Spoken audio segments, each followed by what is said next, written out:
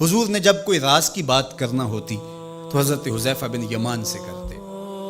تو فرماتے ہیں کہ میں چونکہ حضور کے ساتھ نماز نہیں پڑھ سکا تھا، کافی وقت گزر گیا، تو ماں نے مجھے اجازت دی حضور کی خدمت میں حاضر ہونے کی۔ اس شرط پہ ماں نے چھٹی دے دی کہ حضور سے جا کے میرے لیے بھی اور اپنے لیے بھی مغفرت کی دعا کروانا، چونکہ صحابہ کی شدید آرزو ہوتی تھی کہ حضور کے ہاتھ اٹھ جائے۔ انہیں پتہ تھا کہ یہ ہاتھ اٹھ جائے تو باب اجابت تک پہنچتے ہیں، پھر خالی نہیں موڑے جاتے۔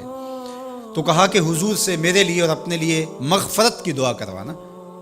ماں نے اجازت دے دی تو یہ حضور کی خدمت میں آئے۔ کہتے ہیں میں نے مغرب کی نماز پڑھی اور سلام پھرا تو میرے دل میں تھا کہ حضور سے ملوں اور کہوں کہ حضور میرے لیے، میری ماں کے لیے مغفرت کی دعا کر دیجیے، لیکن حضور نوافل میں ایسے مشغول ہوئے کہ مجھے موقع نہ مل پایا، حتیٰ کہ عشاء کا وقت ہو گیا۔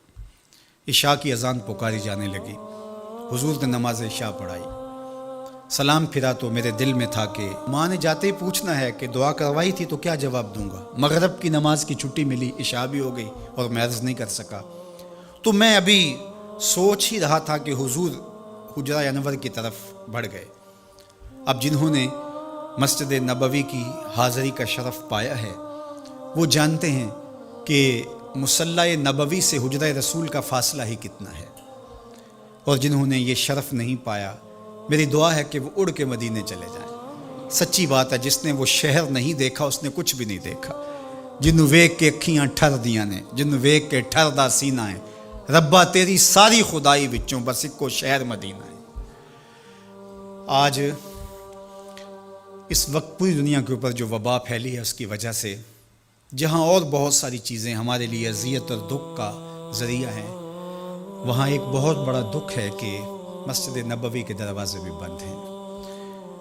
تو یہ دن تھے کہ حرم کی رونقیں دیکھنے والی ہوتی، مواج انور کے سامنے درودوں کی بہار ہوتی، مدینے میں بیٹھ کے حضور کے روضے کے سامنے حضور علیہ الصلاۃ والسلام کے شہر کی پکی ہوئی کھجوروں سے افطاری کرنے کا اپنا ہی لطف ہوتا۔ آج مدینے کے لوگ بھی ترس رہے ہیں۔ بچپن سے لڑکپن تک اور لڑکپن سے جوانی تک اور جوانی سے بڑھاپے تک 80 سال عمر ہو گئی، جنہوں نے رمضان المبارک کا روزہ مسجد نبوی سے باہر کبھی کھولا ہی نہیں، آج اپنے گھروں کی چھتوں پہ کھڑے ہو کے میناروں کو دیکھتے اور چیخیں مار رہے ہیں۔ اللہ اس وبا کے دن مختصر کر دے اور اس امت کے لیے آسانیاں پیدا کر دے۔ تو حضور علیہ السلام اٹھے مصلی انور سے اور اپنے حجرہ انور کی طرف چل پڑے۔ تو حضرت حذیفہ بن یمان کہتے ہیں کہ میں بھی حضور کے پیچھے چل پڑا، غیر ارادی طور پہ کچھ رفتار تیز ہو گئی تو قدموں سے آہٹ پیدا ہوئی۔ تو حضور نے ارشاد فرمایا کہ من ھذا، کون ہے؟ پھر خود ہی کہا حذیفہ تو نہیں؟ قلت نعم، میں نے کہا جی حضور میں حذیفہ ہوں۔ تو آقا کریم علیہ السلام نے کوئی توقف کیے بغیر فرمایا ما حاجتوں کا غفر اللہ لک والے امے کا، اللہ تجھے بھی بخش دے، تیری ماں کو بھی بخش دے، کس کام آئے ہو؟